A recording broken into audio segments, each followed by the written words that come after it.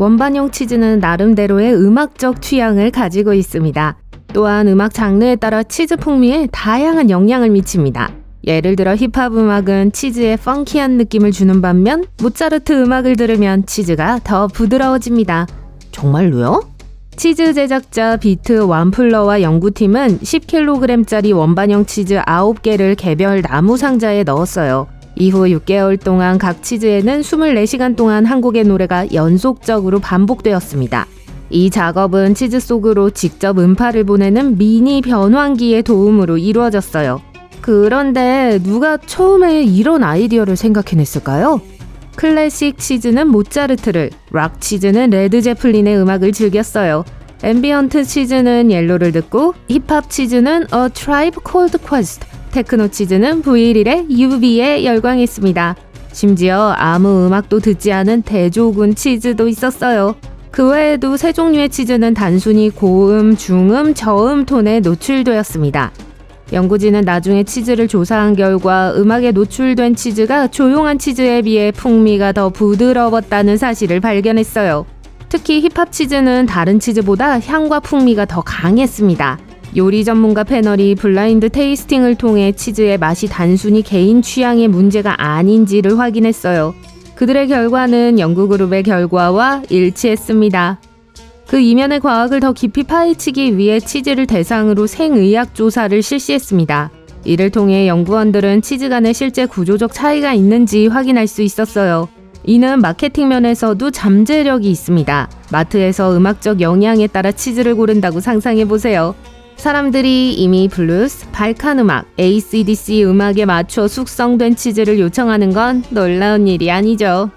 음악이 치즈에 영향을 미칠 수 있다면 우리에게도 어떤 영향을 미칠 수 있지 않을까요?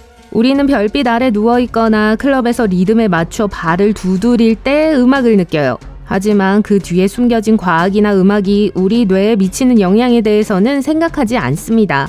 음악과 신경과학의 교차점은 요즘 뜨거운 주제로 신경과학자와 음악가들을 한자리에 모읍니다. 예를 들어 신경과학자 리처드 데이비슨과 재즈 피아니스트 벤 시드라는 시간의 개념에 주목했습니다. 이들의 연구에 따르면 현재에 머무르는 것이 우리를 더 행복하게 만들 수 있다고 해요. 데이비스는 명상 경험이 있는 사람들을 대상으로 한 실험을 언급했어요. 소리는 우리의 주의를 집중시키고 현재에 머물게 해요. 또 다른 실험에서는 음악적 오한 또는 전율 현상을 조사했습니다. 어떤 사람들은 감동적인 음악을 들을 때 기분 좋은 따끔거림을 느껴요. 연구원들은 음악에 대한 강렬한 감정적 반응의 순간에 뇌에서 도파민이 방출된다는 사실을 발견했어요. 음악이 즐거움을 유발할 수 있다면 교육, 생물학, 건강에도 중요한 영향을 미칠 수 있어요. 1990년대 모차르트 효과 실험은 음악과 IQ 사이의 연관성을 탐구했습니다. 모차르트를 들으면 일시적으로 시공간적 추론 능력이 향상돼요. 즉 체스와 같은 전략적인 게임에 필요한 사고력을 향상시킨다는 거죠. 이는 공립학교에서 음악 교육을 통해 아이들의 문제 해결 능력을 향상시키기 위한 프로그램으로 이어졌습니다. 하지만 몇 가지 의문은 여전히 풀리지 않는 숙제입니다. 왜 어떤 사람은 음악에 소름이 돋는 반면 다른 사람은 그렇지 않을까요? 음악적 취향은 태어나기 전부터 형성되는 것으로 보이며 기억, 교육, 문화에 영향을 받아요. 작곡가의 인생 스토리도 음악적 취향에 영향을 미칠 수 있습니다. 음악의 배경을 알면 음악의 경이로움이나 역사적 의미를 불어넣을 수 있습니다. 그리고 음악이 보편적인 언어인지에 대한 흥미로운 질문도 있어요. 레너드 번스타인은 1970년대 강연에서 여러 문화권에서 동일한 의미를 전달하는 보편적인 음악적 문법, 소리, 시퀀스에 대한 개념을 탐구했어요.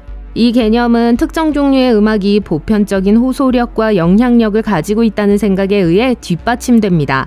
자장가는 전 세계적으로 보편적이며 신생아 중환자실의 심박수와 호흡에 영향을 미칠 수 있어요. 현대 음악 치료에서는 소리 진동이 재활도구로 사용됩니다. 또 다른 연구에 따르면 슬프거나 행복한 음악을 들으면 기분에 영향을 미치고 주변에 눈에 보이는 것이 달라진다고 해요. 예를 들어 행복한 음악에 노출된 사람들은 행복한 얼굴을 더 많이 식별하는 경향이 있어요. 하지만 음악이 기분과 지각에 미치는 영향은 사람마다 다릅니다. 어떤 사람은 슬픈 노래를 듣고 기분이 나빠지는 반면 어떤 사람은 정서적 안정을 경험할 수 있습니다. 음악은 기분과 감정을 넘어 일상 업무에도 영향을 미칠 수 있어요. 이를 위해서는 음악에 몰입해야 합니다. 춤을 추거나 음악 이벤트에 참석하면 행복감과 전반적인 웰빙을 향상시킬 수 있어요. 음악의 템포는 작업 중 생산성에도 영향을 미칠 수 있습니다. 반복적이거나 단조로운 활동을 할 때 빠른 속도의 음악이 얼마나 활력을 불어넣는지 경험해 보셨을 거예요. 동물은 어떨까요? 연구원들은 고양이도 자신만의 음악 선호도가 있다는 흥미로운 25가지 연구를 발표했어요. 인간의 음악에는 냉담한 반응을 보이지만 고양이의 귀에 딱 맞는 멜로디에는 반응하는 것으로 나타났습니다. 이 연구의 수석 저자는 그 멜로디가 고양이 소리를 모방하려고 한 것이 아니라고 설명했습니다.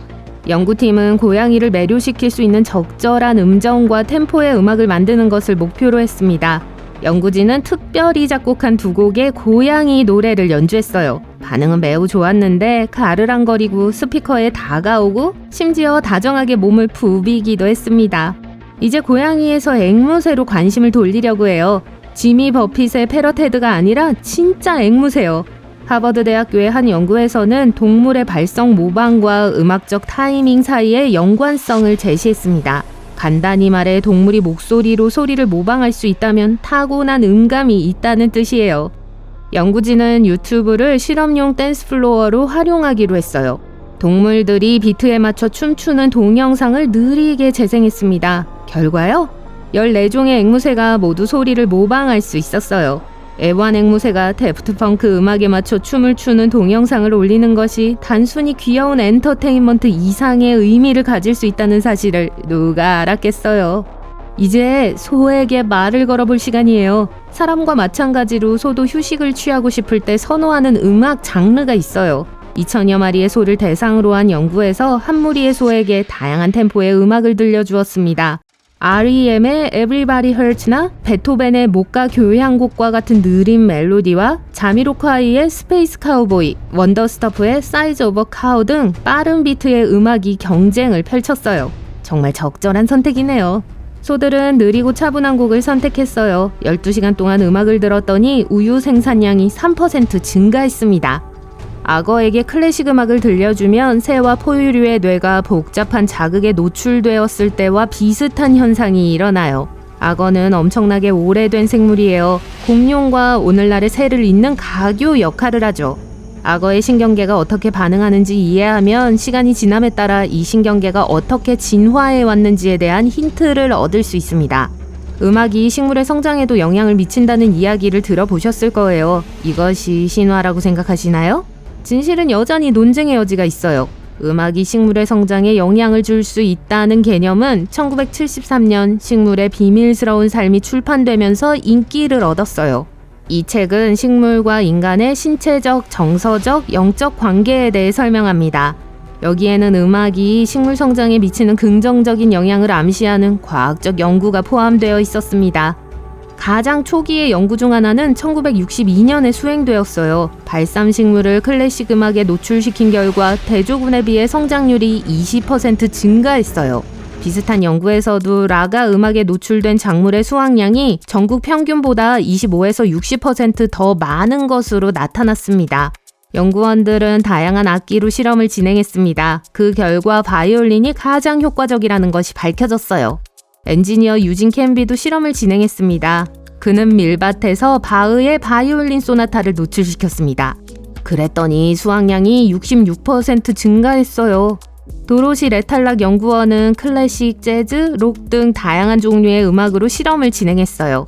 차분한 음악에 노출된 식물은 스피커 방향으로 자란 반면 불협 화음이 나는 록 음악에 노출된 식물은 스피커에서 멀어지는 방향으로 자랐어요. 기본 이론은 식물이 듣는 음악에 공감 반응을 보인다는 거예요. 식물은 음파의 진동에 의해 잠재적으로 자극을 받아 식물체에게 영양분과 세포 소기관의 움직임과 같은 것에 영향을 미쳐요.